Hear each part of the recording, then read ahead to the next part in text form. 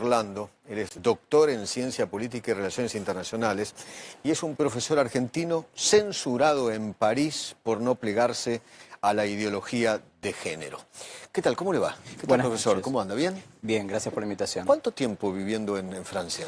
Bueno, en Francia más de 20 años. Yo, mucho. Sí, resido en el extranjero desde 2001, en París ¿Qué edad tiene principalmente. Bueno, 43. ¿Por qué me hace decir la edad? O sea, ¿Qué no, cosa? pero casi, usted es muy joven, pero digo, casi más tiempo viviendo en Francia que en la Argentina. Sí, me fui a los 18, así que toda mi vida adulta. Qué bárbaro. Principalmente París y bueno, y ahora desde hace casi un año en Budapest. Bien, ¿profesor universitario? Profesor universitario, sí, en el Matías Corvinus Collegium, que es en este momento el centro de educación universitaria más grande en términos de estudiante en Europa Central. ¿Y su carrera principal cuál es?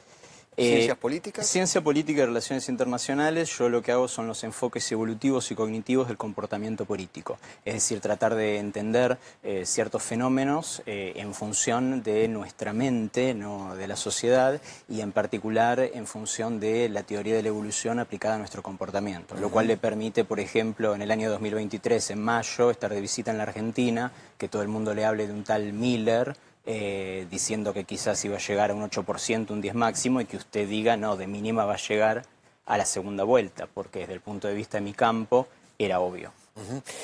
También hace las veces de periodista, ¿no? Escribe en Le Figaro y otras revistas, ¿no? Sí, Diarios. efectivamente. Sí, por ejemplo, recientemente, hace unos meses, publiqué una serie de 7 artículos en el principal semanario francés, Le Point, hablando de Argentina, ¿no? Tratando de explicarle a los franceses, bueno, todo el desastre del kirchnerismo, la inflación, ese tipo de cosas que para ellos era muy difícil entender un personaje como Milei. Ahora vamos a ese punto, porque me gustaría que usted nos cuente qué es lo que le cuenta a usted a los franceses sobre la República Argentina y lo que fue el populismo del kirchnerismo durante más de 20 años, ¿no? Ahora, ¿por qué lo censuraron en París por no plegarse a la ideología de género? Desde hace ya 40 años, todos los que intentan aplicar la biología y la teoría de la evolución al comportamiento humano son censurados. Esto se ha acelerado en los últimos años, pero fíjese que, por ejemplo, la profesora Carol Hooven de Harvard, una bióloga, tuvo que renunciar porque no podía decir más que la testosterona genera diferencias comportamentales entre hombres y mujeres.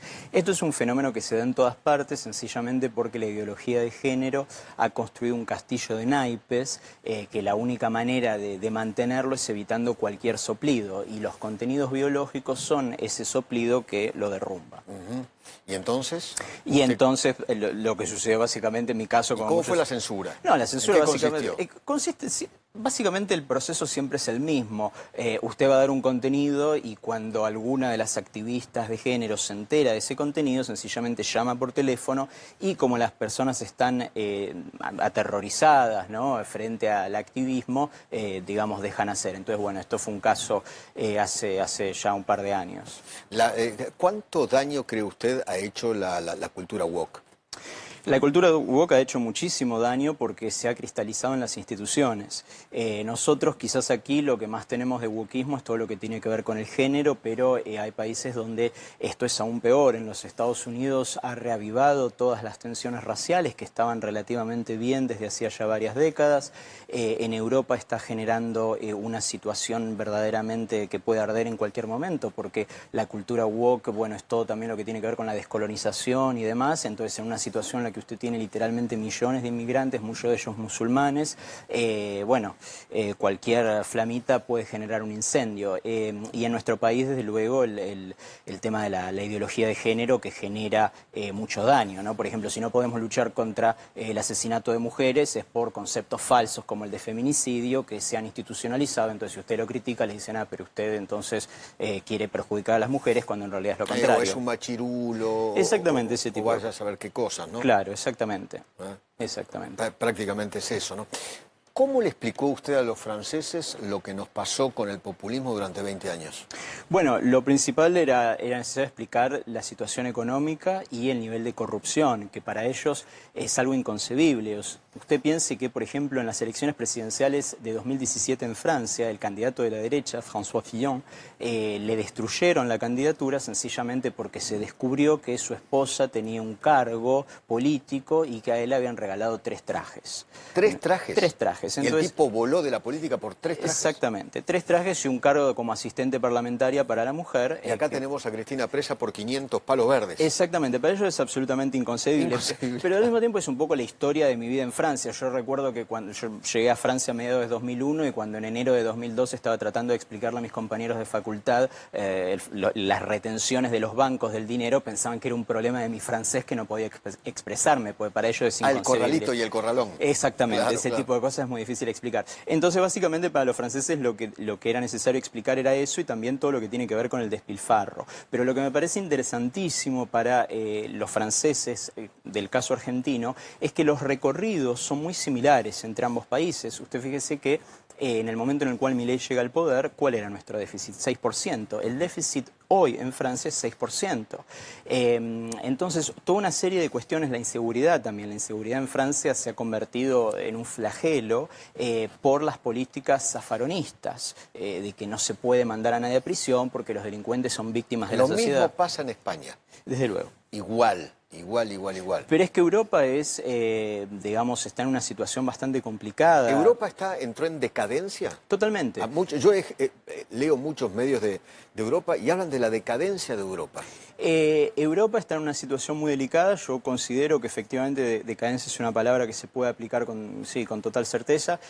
Por eso también la razón de que actualmente yo me encuentro en Hungría, que es un poco el último reducto dentro de Europa. Sí, es como una especie de reserva tanto de europeos como de civilización europea, porque ellos, bueno, están muy orgullosos de su tradición europea y al mismo tiempo también piense que el gobierno húngaro le paga 1 millón de euros por día de multa a la Comisión Europea para no tomar inmigrantes, y ellos consideran que es la mejor inversión en seguridad que están haciendo. Tanto en España como en Francia la degradación de valores y moral es profunda. Sí, desde luego. Para empezar, que todo lo que tiene que ver con el patriotismo es como una mala palabra. La bandera nacional es sencillamente para ellos una bandera. Facho. Exactamente. Y eso con una situación que hay millones de inmigrantes. Esto depende del país y desde luego son cifras muy difíciles de establecer, pero por ejemplo en Reino Unido en los últimos 5 años ingresaron 5.5 millones de inmigrantes. Esos son los números reales que hay. Y frente a esta situación, ¿verdad? La mayoría musulmanes. La mayoría musulmanes, lo cual hace también que, como yo mencionaba antes, en términos de seguridad, en particular para las mujeres y los homosexuales, es absolutamente imposible hoy en día. Por las violaciones, ¿no? Las violaciones que se han incrementado, pero incluso también todo lo que tiene que ver con los acosos callejeros, que hace que las europeas hoy en día tienen que readaptar la manera en la cual se visten. A su vez también en Berlín, por ejemplo, las autoridades que han sugerido a las parejas homosexuales que no vayan por ciertos barrios. Verdaderamente es una situación catastrófica que a mí me sorprende mucho, ahora que estoy en Argentina, ver que aquí en nuestro país no tenemos conciencia de la situación que está viviendo Europa y por ende no podemos tampoco tener conciencia del gran potencial que tiene la Argentina. ¿Cómo explica usted a Milei en Francia? Bueno, básicamente Milei, creo que los franceses por un lado lo no entendían. Cuando Milei llegó al poder, yo escribí algunos artículos mencionando, en español, ¿no? Mencionando que cuando Milei ganó, había un montón de franceses que a mí me daban el pésame. El pésame, porque claro, ellos lo único que leían eran, o sea, toda la prensa lo presenta como un líder de extrema derecha, xenófobo, racista, machista. Misógino, pero desconocían totalmente la situación actual. Básicamente yo lo que digo es que Milei es un líder de tiempos de guerra y la situación en la cual la Argentina se encontraba en el año 2023 era de gran conflictividad social y necesitaba un líder con las características que Milei exhibe para poder llevar a cabo toda una serie de reformas que claramente son necesarias para el país. Y en Francia hoy en día la mayoría de las críticas al gobierno francés se hacen compartiendo en redes algún artículo y poniendo la palabra afuera en español. Afuera, lo mismo que decía Milei, es Claro, afuera. pero es que afuera se ha convertido en un hito global, verdaderamente, de los ciudadanos hartos de los gobernantes que tienen un discurso totalmente fuera de la realidad, que no los protegen. Usted fíjese que la inmigración se la sigue defendiendo. Si usted menciona la realidad, por ejemplo, de las cifras de la sobrerepresentación de los extranjeros en la delincuencia, inmediatamente es catalogado de xenófobo, etc. Entonces, básicamente, Milei es un líder que responde a eso. ¿Y la motosierra prendió en Francia también o no? A ver, ¿O solamente la afuera? La motosierra prendió de una manera que hay mucha gente que entiende el problema del Estado totalmente endeudado, pero al mismo tiempo Francia tiene una gran tradición de asistencias sociales, Claro, obvio. Lo cual hace que para el ciudadano medio yo creo que todavía no entendió que eso no existe más y no puede seguir existiendo. Por lo tanto, la motosierra creo que todavía no llegó, pero el afuera, sobre todo a ministerios innecesarios, organismos que no tienen ningún sentido, el despilfarro del Estado. Y esa es una de las cosas que yo siempre también mencionaba, por ejemplo, las subvenciones al cine, ¿no? que en Francia es lo mismo que era aquí el Inca, ese tipo de cosas que no tenían ningún sentido en el contexto de deuda en el cual estaba. Le agradezco infinitamente, fue un gusto conocerlo, profesor. Gracias a Gracias por usted. haber venido.